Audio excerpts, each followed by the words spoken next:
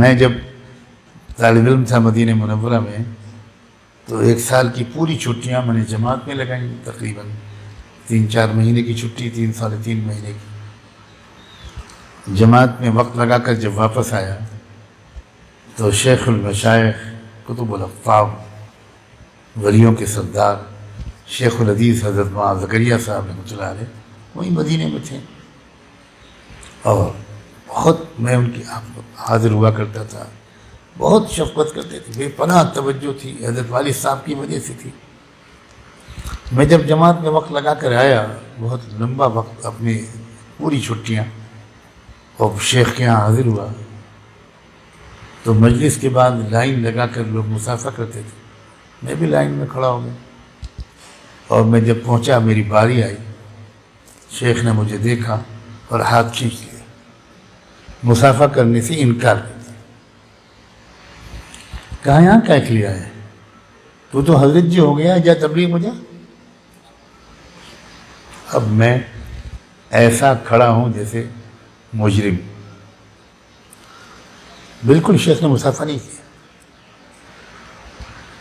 مجھے اپنی غلطی کا احساس ہوا، میں تو سمجھ رہا تھا حضرت شیخ بہت خوش ہوں گے، الٹی ڈانٹ پڑ گئی۔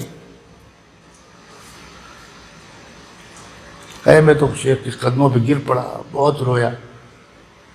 اس کے بعد شیخ نے بہت پیار کیا اور کہا کہ پیارے، تیری اصلاح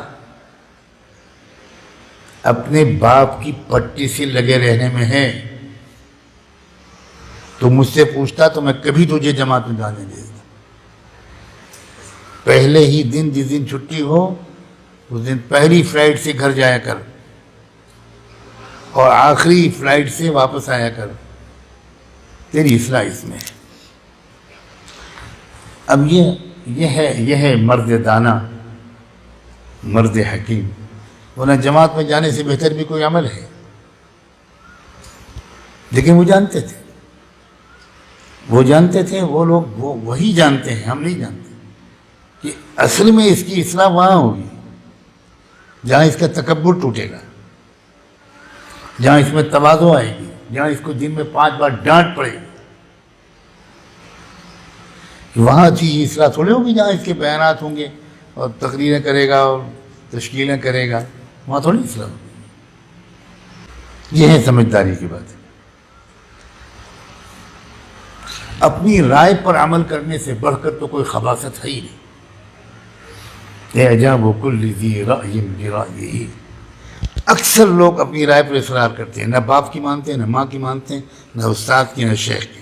ان کا ارأیت من اتخذ الہہ ہوا، ان کا جو معبود ہے، مطاع ہے، پیر ہے، شیخ ہے، مربی ہے، وہ ان کا نفس ہے، اور نفس خبیث ہے۔